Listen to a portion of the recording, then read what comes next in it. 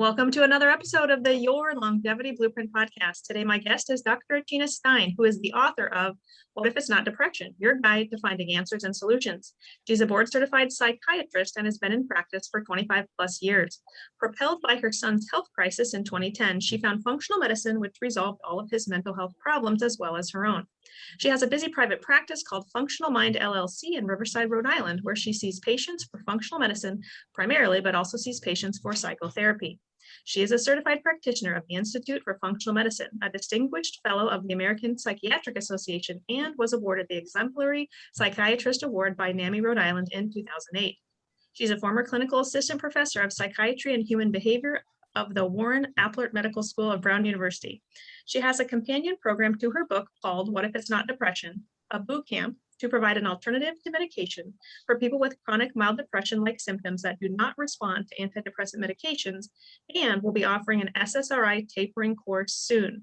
She enjoys playing ultimate frisbee, singing, and gardening. Welcome to the show, Dr. Stein. Oh, thank you for having me, Stephanie, Dr. Gray. Well, tell me, we all have a story, and I mentioned a little bit of yours in your bio. Sounds like your son had a health crisis, and maybe you did as well. Do you want to share some of your story, what got you into functional medicine?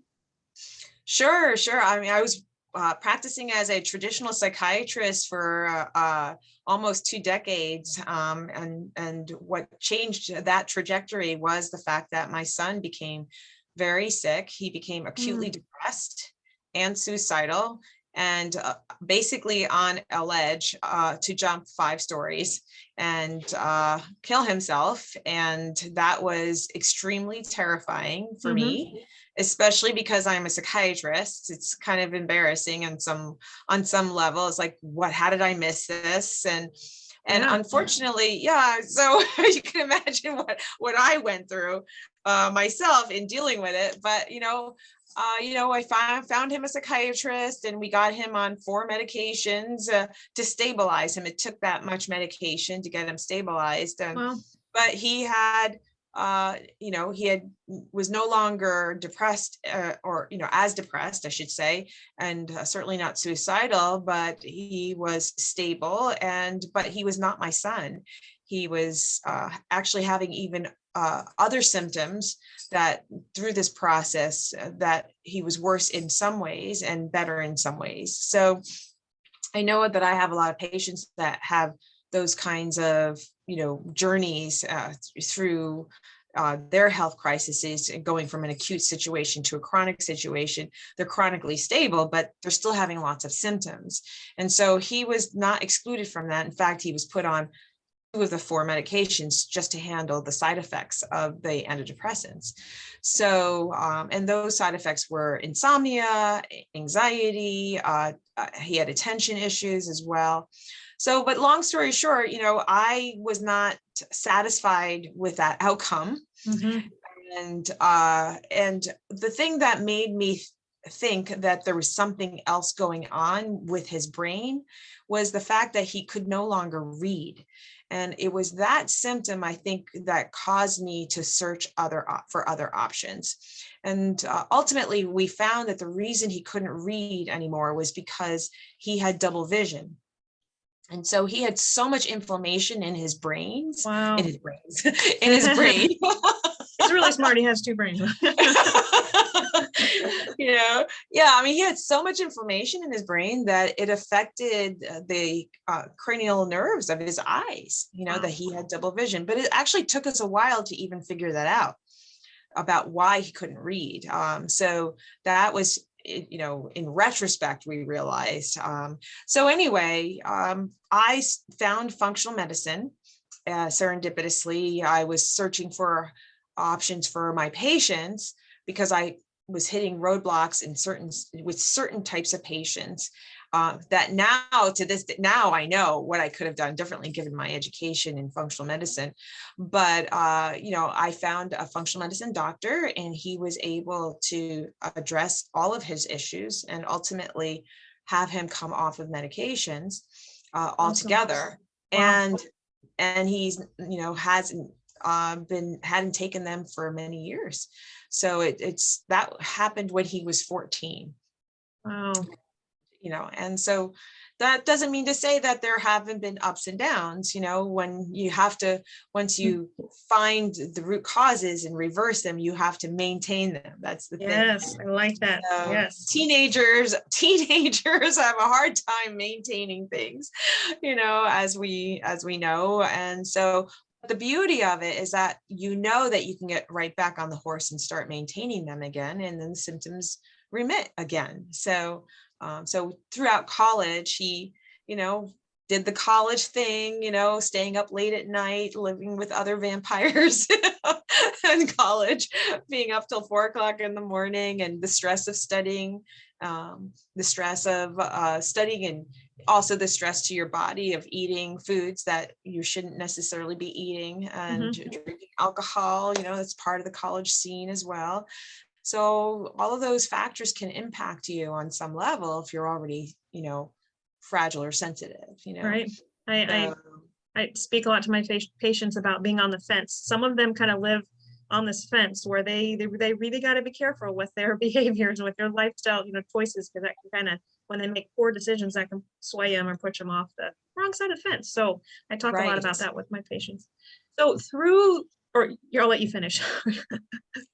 So no, well, I'm finished with that thought. Your analogy of the fence is a really great analogy. I use a different analogy. I talk about it being at the doorway, so you can stay at the doorway and look at the party or join the party and experience the whole experience, or you can leave the party and make other decisions and not be in that limbo, right? It's being in that limbo that can be really stressful to people. I like the door better. That's more positive. It gives you back control. You get to choose, right? Yeah. Right, because it is a choice. I mean, I had a patient who made the choice, even though she knew that dairy caused massive migraines, she made the choice to have a Viennese dessert display for her wedding. That was her dream.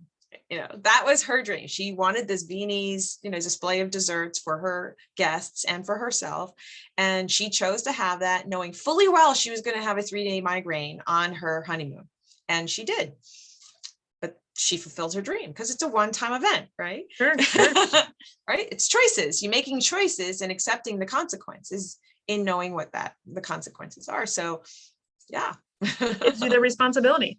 So through your experience with your son, sounds like at the same time, learning functional medicine, did you create this shift model as kind of the premise of how you treat your patients? Or am I putting?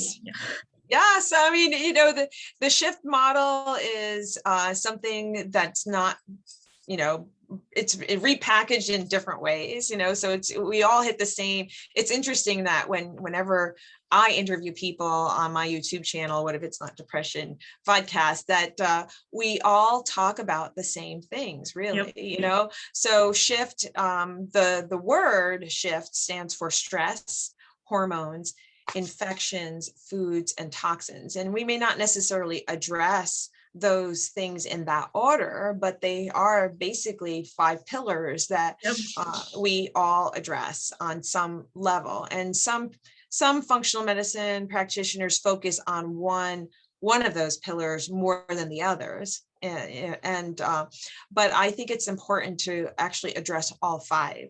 So I look for root causes of depression and anxiety in each of those pillars and develop a plan to, basically reverse engineer, whatever happened in those pillars. So some people will have, issues in specific pillars more than others, and so it's a matter of really looking at all 5 and addressing all 5. And some people have trouble improving, or rebalancing certain pillars, right? It's just a lot of work for them. And so, it is setting up habits and really practicing certain habits in affecting certain pillars, like stress. Stress is I think a real hard one for people. That would be my problem. Yeah. Well, let's break down each of those pillars. So how would an individual or a listener know if they have problems? We'll start with each of those categories, each pillar. So with stress. How would someone know if that's their problem pillar? Well, I think some people who are stressed and they know it, it's easier for them because it's in their face, obviously. Yeah. But there are other people who don't realize that stress can come in your body, so inflammation can be stressful to your body. And if your immune system Yeah. is activated because it's handling a variety of things, then you may not necessarily know that right away. So it is investigating what might be causing inflammation in your body, which will be stressful to your immune system. But there's a different kind of stress, and I see a lot of this, that there are women in particular, but also just most people in general in our country, and perhaps other other countries that have the similar lifestyle, where it's go, go, go, go, go. It's high achieving, not resting. In fact, it's shameful to rest or take care of yourself. It is that energizer bunny kind of person who doesn't stop to take time for themselves because they think that's wrong or bad, that it doesn't take that doesn't take time to rest. And so it is a matter of changing your mindset around that, but also to just acknowledge that you're really running your body into the ground, when you don't stop, when you don't take time for yourself. And it's noticing those patterns that's really important. So it's a culture that we have here, in fact, I'm going to out my brother on this. And my brother, who works with people in France, because he works internationally, and he tells me that they don't work. It's like, well, no, they work more healthy, normal hours. They just have a different lifestyle, and you need to work. Yeah. In fact, he needs to follow the same pattern. It's like, you work too much. They're not going to be up at midnight or 2:00 in the morning or 6 a.m., on your schedule, so it's just, and they take the weekends off, and they take the holidays off, and they go out and they spend the day on a picnic, it's that kind of thing. It's a completely different lifestyle, and it's a healthier lifestyle. When I studied abroad at Iceland, this was, I can't even remember. It was late undergrad. We would have school all day, and then I would want to go shopping, and all the shops were closed like by 4 p.m. because everyone was off work. And it was just interesting for me to see that lifestyle. Like, holy cow, like these people actually don't work that, 10, 12-hour days that we do in the US. So I think parts of Europe have that right. And I have been guilty of being that Energizer bunny and not taking time for myself. And I share a bit of that story in my book, Your Longevity Blueprint. So let's go into hormones. So we talked a little bit about stress. Let's talk about the hormone pillar. I have a feeling we can stay here for a long time. Yeah. So, the primary hormone to really focus on, at least initially, is cortisol. So when you're under stress, whatever's causing that stress or driving that stress, the hormone, it's adrenaline that gets basically surging, and there's going to be different levels of adrenaline. There's certainly normal amounts of adrenaline that you want running throughout the day, but it should be highest in the morning hours, and then slowly coming down and allowing you to sleep, and so sometimes it's reversed, where people can't get out of bed. They're dragging themselves out of bed, needing 4 cups of coffee, and then, which basically, energizes. That's bad. Exactly. And then, the second wind comes on at about 7, 8 o'clock. And then it's like, bing, oh my gosh, I have all this energy. I can do all this stuff now. And I better do it now because I know how I'm going to be in the morning. Right. Mm-hmm. So then you're up till, 2 o'clock in the morning because you're doing all this stuff. But then when you want to go to sleep, you can't, because of all of that adrenaline. And so what happens is that your body, when adrenaline goes up, your body releases cortisol to bring the adrenaline down. But if the adrenaline stays up and it doesn't come down, the cortisol stays up, and cortisol kind of acts like a steroid in your body. Cortisone converts to cortisone. And so that is like prednisone in your body, but it's made internally. So that is the primary hormone that's important to focus on, but it's also important to know that that hormone steals away from your other hormones. It steals from progesterone, and it steals from estrogen, and it steals from testosterone. So you have this imbalance of your sex hormones just to make cortisol in order to keep that Energizer bunny going. So, I mean, that's hormones in general. There's other things that can affect your hormones. That's probably a whole nother topic, is estrogen disruptors, which can act as hormones in your body and hitting the receptors, particularly estrogen. So it can feel like it's a lot of estrogen that is imbalancing that is not in balance, I should say, with progesterone, causing all sorts of symptoms itself. Sure. So, yeah. When I first got into functional medicine, I was testing everyone's adrenals. I love the saliva cortisol test. I mean, I ran it on everybody. And then after being in practice for years, you can kind of just learn who those people are. The testing is very valuable. I love testing, but I'm sure you can attest to, you just kind of know who those people are, just based on their history, their, reporting back how they feel. And if they are that person who's medicating with lots of caffeine or whatnot, and then they need something to calm them down at night. Instead, we can use very safe supplements to help reset the circadian rhythm and calm the adrenaline. So and conventional medicine doesn't really treat that. You're the psychiatrist here, so you can speak in, but typically if a patient in that situation presents to their conventional medical provider, they're just going to be given medication. And that, resetting that circadian rhythm, calming the adrenaline probably isn't really going to be getting to the root cause of the problem, isn't really going to be addressed. Would you agree? Oh, absolutely. Absolutely. In fact, those medications can actually make them worse, the sedative hypnotics, and some of them, there are some psychiatric medications that are often used for sleep that don't necessarily fix the problem. And you're right that conventional doctors aren't familiar with the HPA axis dysfunction, which is sometimes called adrenal fatigue, which is really a misnomer, but it's a dysfunction of the hypothalamic pituitary adrenal axis, and it's a matter of rebalancing that. That's very important. And we typically, as functional medicine doctors, like to use herbs and things like phosphatidylserine. Ashwagandha is a great herb for that. There's others as well, but it's other things as well. Stress reduction, getting that sleep cycle back in order, getting up at the same time every morning, to set that biological clock. It is putting these habits in place and respecting and listening to your body.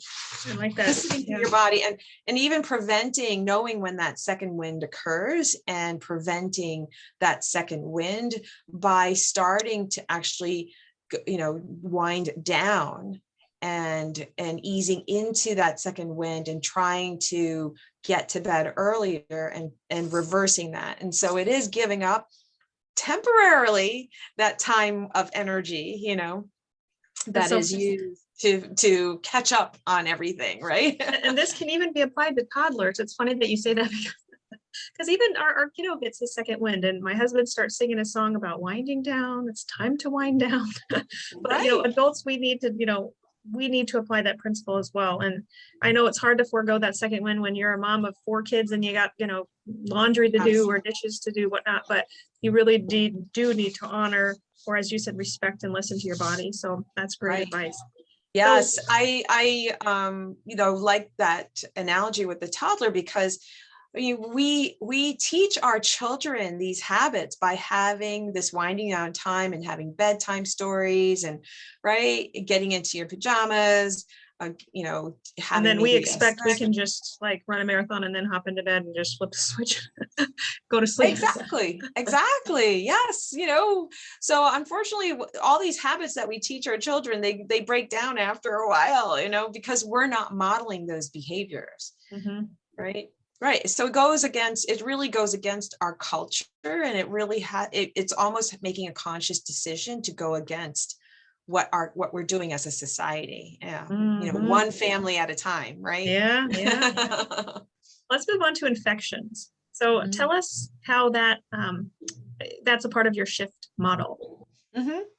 Yes. So people don't realize just how much they have when I talk about infections, like I don't have an infection, I don't have fever, I don't have these, these symptoms that make me think that I have an infection. Usually when people think about an infection, those are really actually acute symptoms of an infection, as opposed to chronic infections. And what a chronic infection, the analogy I like to use, it's almost like an acute infection is all out war. It's the reason the body mounts a temperature and has chills and fevers. Like, it is your immune system in full battle gear attacking the infection.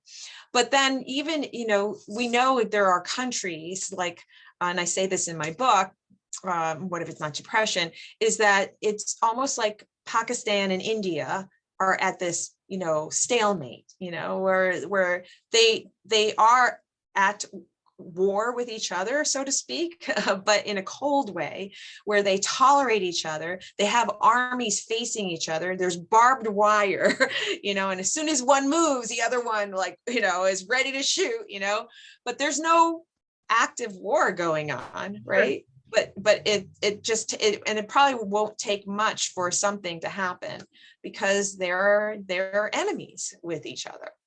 Essentially, I mean, there was a time when the U.S. was at a cold war with Russia, right? And maybe we are again. I don't know, but anyway, if there's no active battle happening, and so there are infections in our body that our immune system tolerates, it acknowledges, it surveils. There's a surveillance system to make sure it's staying where it is, and there's multiple types of infections that can affect us unbeknownst to us, unless we actually do the testing to detect it. So H. pylori is one.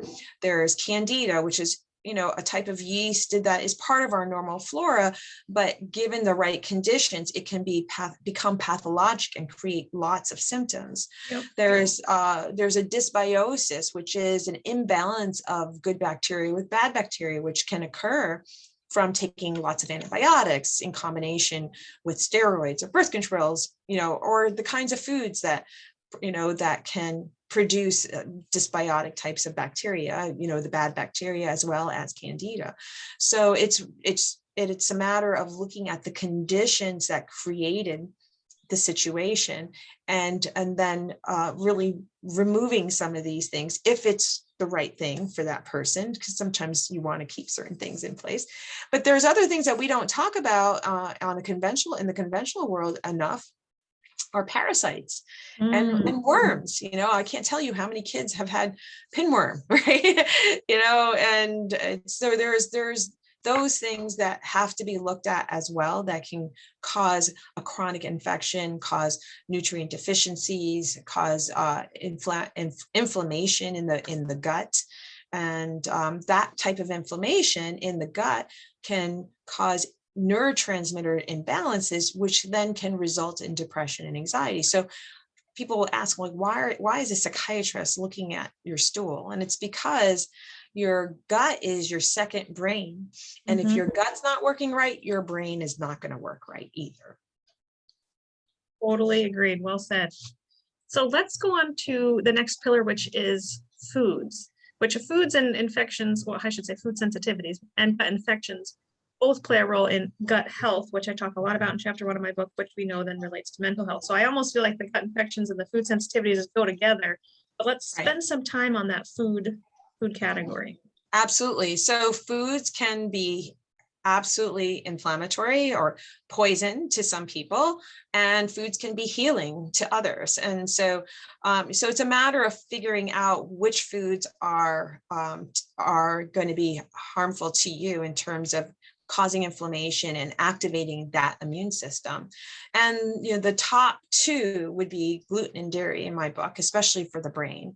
I agree. And yep. And we can go into all sorts of reasons for that, because people say, well, I've been eating bread all my life. Why has it suddenly changed? And it's not that that bread is bad. It has to do with all sorts of reasons in terms of the amount of grains that we eat. We eat way too many grains as compared to fruits and vegetables, lean meats, and healthy fats.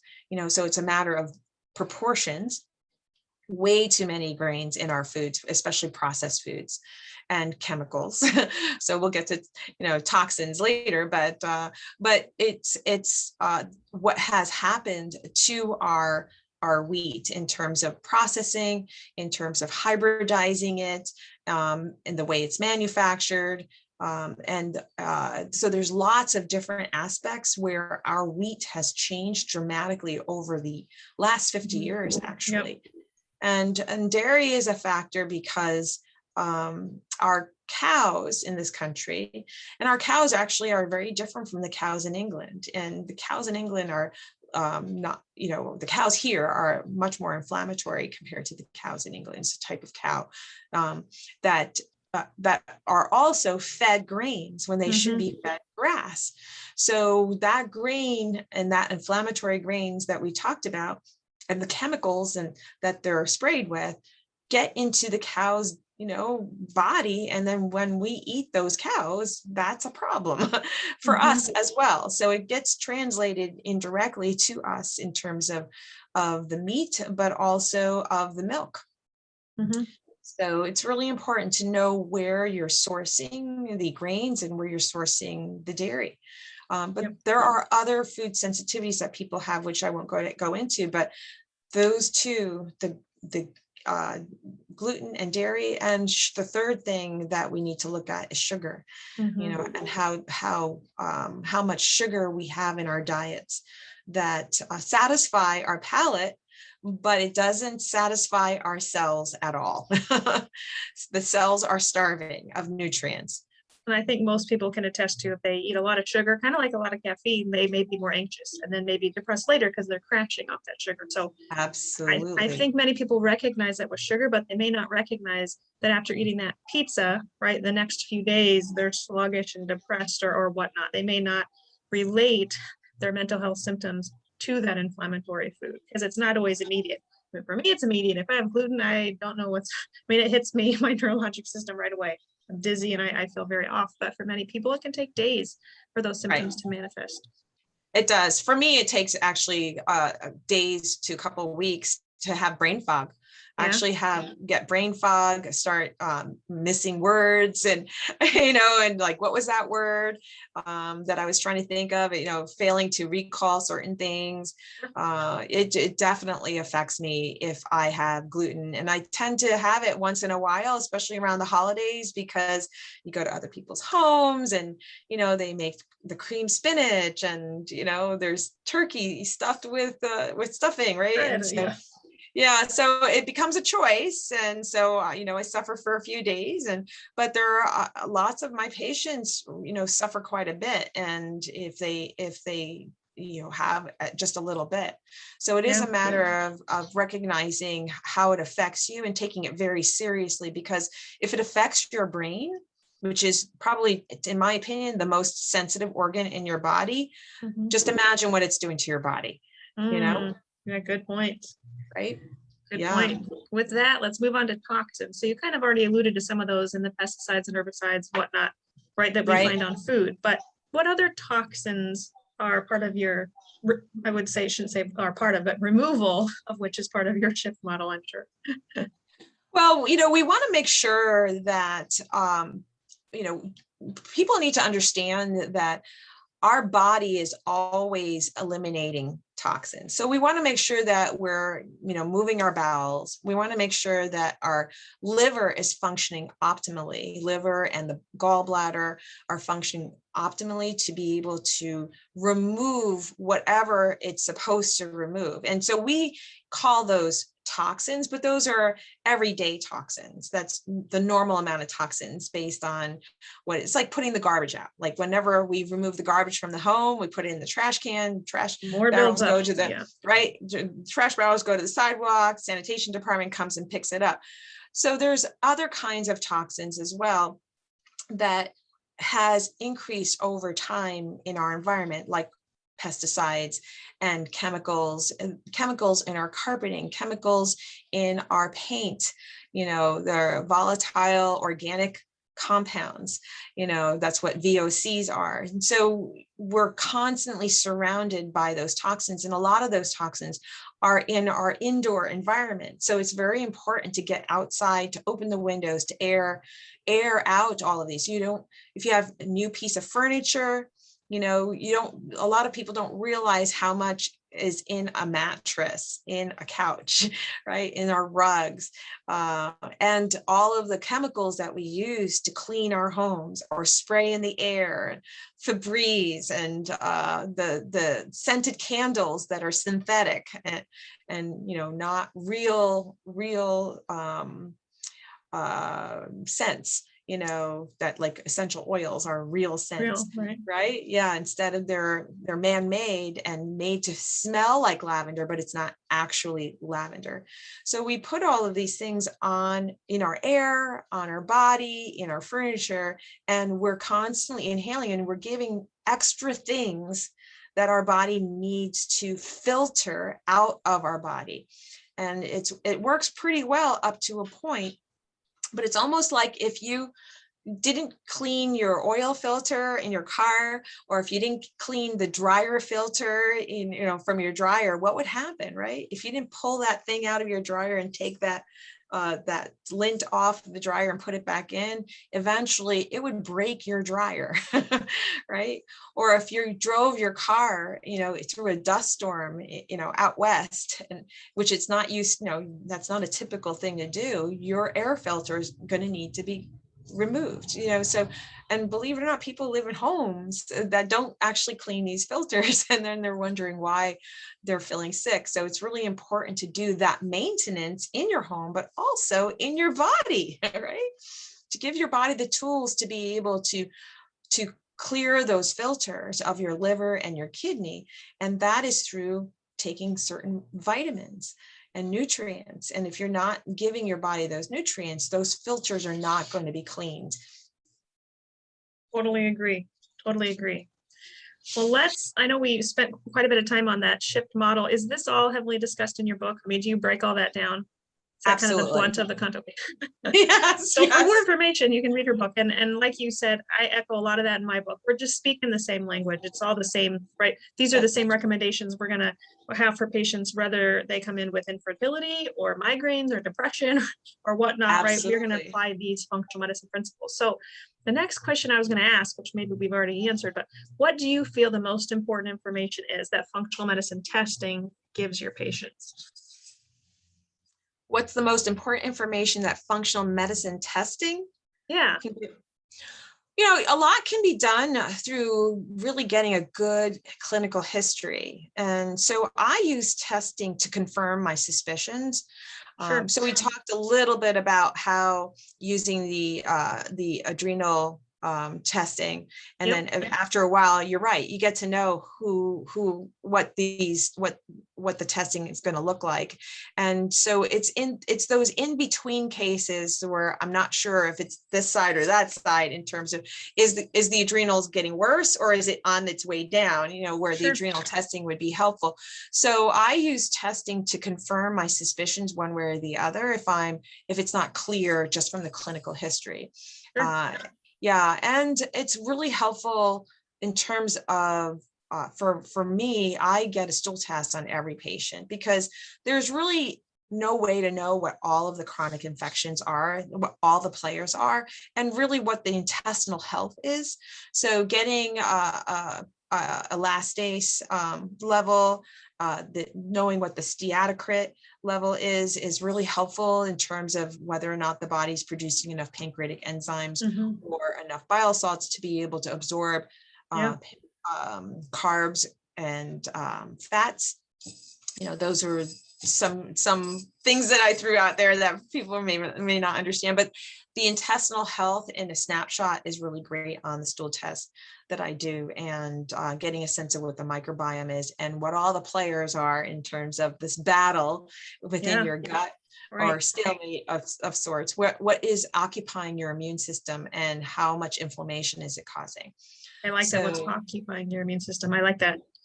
Do you use, I have to ask, do you use genetic testing in your patients? Like, do you ever use like Genomind or Genocept, any of those companies? No, okay. No, I don't find them helpful at all. I I know of a few psychiatrists conventionally that like to use them to determine which medication is helpful. Because I do use those in my patients, because I've had patients who you put them on SSRIs and they don't, they don't feel better at all. Or I've had patients who, we'll just say the testing reveals based on their genes, if they're missing an enzyme, right? None of the usually recommended medications are going to help that patient. So the testing can then tell me, okay, you could try this SRI or this benzo or whatnot based on their genetics. So I do use it, not often, but I do use it in some of my patients. I Yeah, was just curious if you do.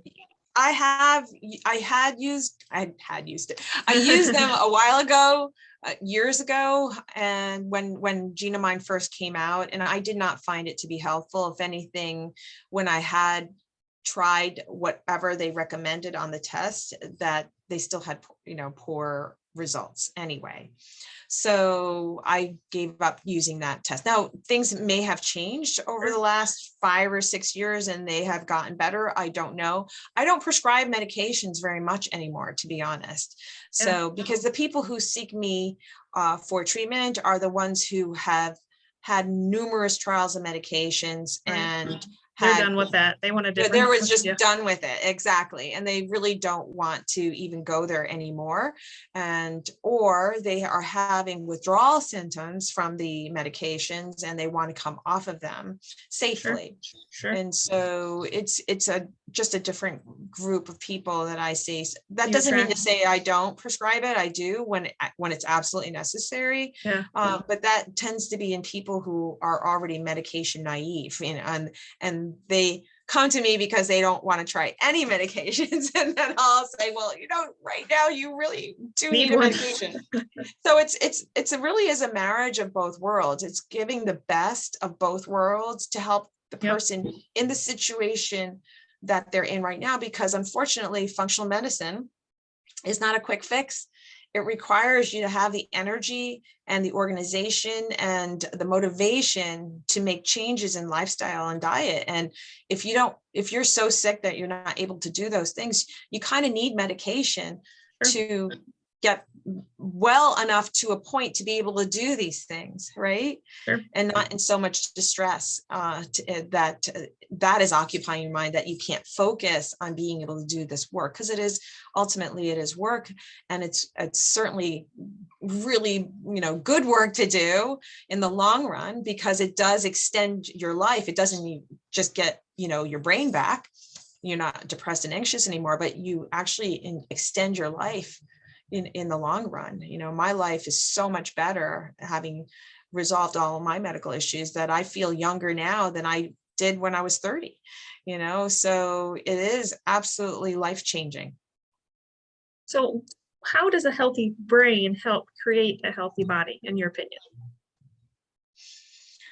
Well, when you have a healthy brain, you are certainly more organized in being able to do things, and you're probably clearer in your goals. You're most likely having the energy, the motivation, and the organization to be able to do the work to create a healthy body. But it's all connected, right? Yeah. It's all connected. So it's a circular kind of thing, where if you fix your gut, you fix your brain, you fix your brain, you fix your gut, right? And everything else that's connected to those two systems. Awesome. Well, is there anything else you want to share about your program? I know you have, I already forgot, a boot camp. Couldn't remember the name of it. A boot camp.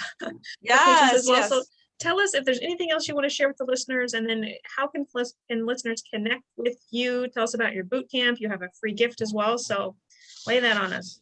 Sure. So I have a companion program to my book, What If It's Not Depression? Boot Camp. It's a 12-week group online boot camp to find and reverse all of the root causes for depression, as well as anxiety. My book could have easily been called What If It's Not Anxiety, because it's really the same approach. And it tends to be for people who have been going from doctor to doctor. They're feeling sick and tired, and they're not sure what's wrong. with themselves. They go to the doctor or other medical professional and obtain blood work, and they're told all your blood work is normal. You must be just depressed. Here's an antidepressant. And they know in their heart of hearts, that they're not depressed. But now they're wondering, am I depressed? I don't know. Maybe I am depressed. But they don't really think that they're depressed. They think that there's something else going on in their body that's creating this. And so I help those people who honestly shouldn't have been given an antidepressant if it's a mild to moderate depression, if they're not in danger of harming themselves and they're not psychotic, if they are functioning relatively well, have, jobs and families, and they're doing all the things, but they're just dragging themselves to do all these things. And they might not have as much motivation. They might not be thinking as clearly. They might have brain fog, sort of like how you and I were, right? Right? When I was in my 30s, that's how I was still working full time, and had 3 children, and doing all the things, but I knew something wasn't right. But anyway, I provide a course and it's with live Q&A, 90 minutes every week with me, to address each of the root causes. And then basically by the end of the 12 weeks, you have resolved many of the root causes and also have a plan for the rest, because some things take longer than others. Sure. And some of it is setting up habits. And the reason I put this course together is because ultimately it really comes down to habits. It's not all about testing. It's not all about the medical professional providing something to the patient. It's really about the person who has certain issues that are due to dietary and lifestyle issues, that it's a lifestyle maintenance change, a lifestyle change, and followed by maintenance that Sure. ultimately is the most important thing that you can do. Because I've had patients who've seen me in my private practice and they've done all the things because I told them to do it, and they feel great, and then they say thank you, bye-bye, and then I see them a year later or 2 years later, right? Because what happens is that they start cutting corners, and then they go on vacation and they start eating this food, and then they don't work out, or because they had a busy day, or the routine falls apart, and then all the symptoms return. And so then they have to start all over again. So it's really important to maintain habits more than anything else, in order to continue the success that you've achieved. That's really important. Love it. Love it. Well, tell listeners where they can find you. So where are you on social media? And where is your podcast? Did I say that right? Okay, so I failed to mention all that, didn't I? So I'm at achinasteindio.com. And I think you're going to give links to your audience for the three chapters of my book for free. And there's also a download for Food for Your Mood. Yep. It's a great place to start in terms of eating foods that will improve your mood. And you can find me on YouTube at What If It's Not Depression Vodcast. And I'm on Instagram, Achina. It's Dr. Achina Stein. Awesome. And you interviewed me on your podcast, so I'll post the link to that also in the show notes. I did. Yeah, thanks for having me on. Yeah, it was great. Lastly, tell our listeners what your absolute top longevity tip would be. So, I think in one word, it would be, or two, let's say it's 2 words, developing resilience, ultimately. I think when a person learns how to respond to a situation as opposed to reacting to a situation, they develop resilience, and that it takes time to be aware of your reactions. And there's methods of doing that, like doing body work, like yoga, or, breath work, meditation. All of these things create this gap of having a thought, feeling, memory, emotion, or physical sensation, and creating a space to then respond as opposed to immediately reacting. And sometimes those reactions are even happen without our awareness. So if we increase that space, then we can choose how we want to respond to it. And the way we increase that space is looking at patterns, looking at what it is that's happening, why is it happening, being curious about it, creating that space and breathing through it, and understanding yourself and connecting to yourself, your mind, your spirit, your body, and developing a response. And by doing that, you will then develop resilience. Love it. Well said. Well said. Well, thank you so much for coming on the show and sharing your shift model to support our overall mental health and longevity. So thanks again. Yes, you're welcome. Thanks for having me.